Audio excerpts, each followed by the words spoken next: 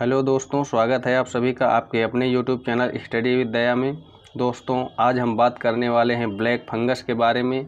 Black fungus के मरीज इन दिनों लगातार तेज़ी से बढ़ रहे हैं, जो कि चिंता का विषय बना हुआ है। कोरोना के बाद ब्लैक फंगस के मरीज अब लगातार तेज़ी से बढ़ रहे हैं, जिससे देश भर में हड़कंप मचा हुआ है।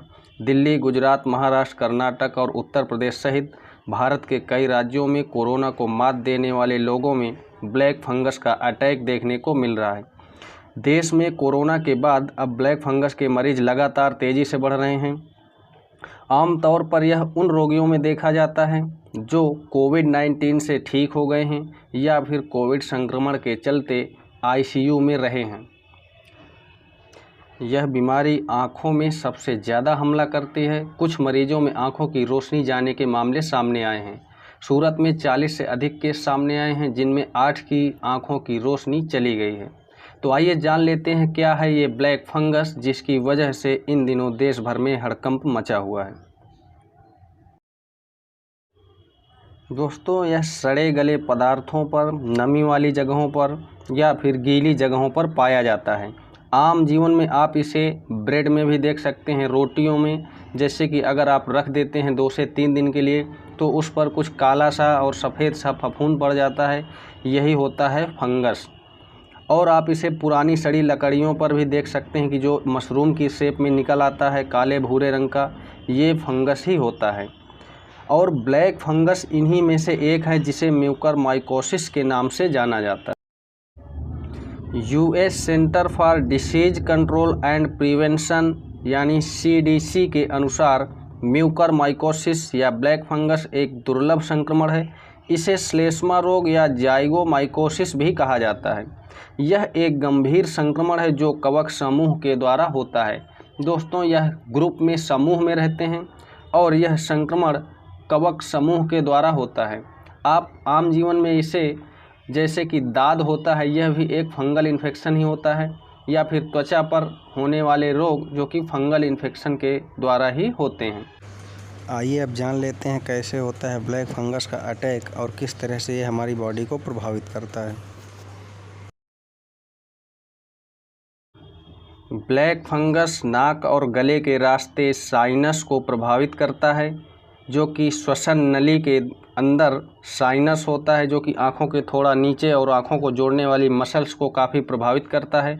इसके बाद 2 से 4 दिनों में यह आँखों पर हमला करता है और अगले 24 घंटों में यह मस्तिष्क तक पहुंच जाता है, जिसके बाद किसी भी व्यक्ति का बचना लगभग नामुमकिन रहता है और उसकी मृत्यु हो जाती है।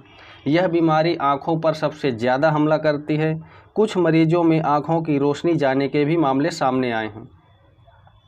इससे आप यह अंदाज़ा लगा सकते हैं कि किसी व्यक्ति के लिए यह कितना खतरनाक है ब्लैक फंगस का इन्फेक्शन। यह बीमारी सबसे ज़्यादा उन लोगों में पाई गई है जो या तो कोरोना संक्रमित हैं या अभी हाल ही में ठीक हुए हैं। कोरोना संक्रमण से उबरने के 2 से 3 दिन बाद काली फफूंद के लक्षण दिखाई देते हैं।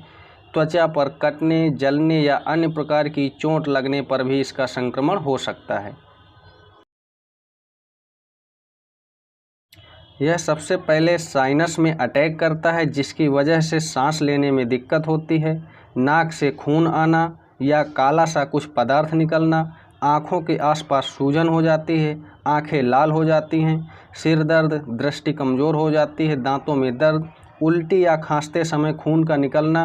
दोस्तों, यह फेस का जितना भी क्षेत्र है, चाहे वो आँख, नाक, कान, मुंह, दांत, जबड़ा या फिर मस्तिष्क, यह पूरा ब्लैक फंगस से प्रभावित हो जाता है और इसमें ज़्यादातर केसेज में आँखों की रोशनी जाने के मामले सामने आए हैं।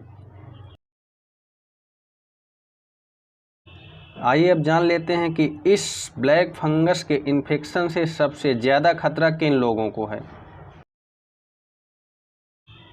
दोस्तों, सूरत के किरण अस्पताल के ईएनटी विशेषज्ञ डॉक्टर संकेत शाह के अनुसार संक्रमण कमज़ोर प्रतिरक्षा वाले लोगों पर हमला करता है, यानी जो लो इम्यूनिटी वाले लोग हैं उन पर यह ब्लैक फंगस का इन्फेक्शन सबसे ज़्यादा होता है। सबसे बुरी तरह प्रभावित होने वालों में शुगर के मरीज, श्वास संबंधी रोगी हैं। आमतौर पर यह उन्हीं रोगियों में देखा गया है जो कि कोविड-19 से ठीक हुए हैं लेकिन मधुमेह, किडनी, कमज़ोर हार्ट, कैंसर या HIV जैसे रोगों से प्रभावित हैं। क्योंकि जब कोई व्यक्ति कोविड-19 से ठीक होकर के आता है तो उसका इम्यून सिस्टम काफ़ी कमज़ोर रहता है, क्योंकि वहाँ पर दी जाने वाली स्टेरॉइड्स जिसकी वजह से उसका इम्यून सिस्टम काफ़ी कमज़ोर हो जाता है।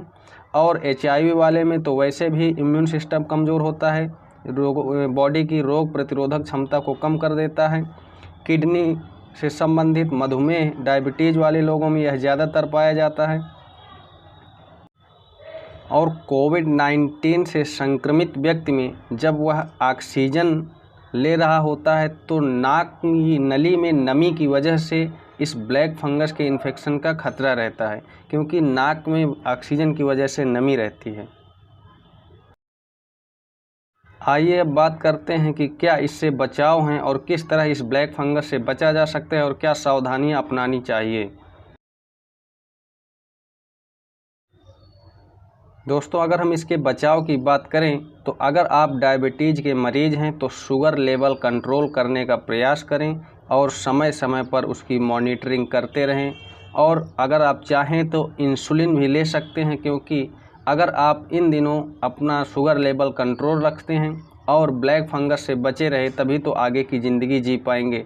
स्टेरॉयड की दवा खुद से ना लें, डॉक्टर की सलाह लें। कुछ लोग खुद से डॉक्टर बन जाते हैं और स्टेरॉयड लेकर के यूज कर रहे हैं और यह आपकी बॉडी की इम्यूनिटी को कमज़ोर कर देता है, जिसकी वजह से ब्लैक फंगस के अटैक के चांसेस बढ़ जाते हैं, क्योंकि स्टेरॉयड से इम्यून सिस्टम कमज़ोर हो जाता है।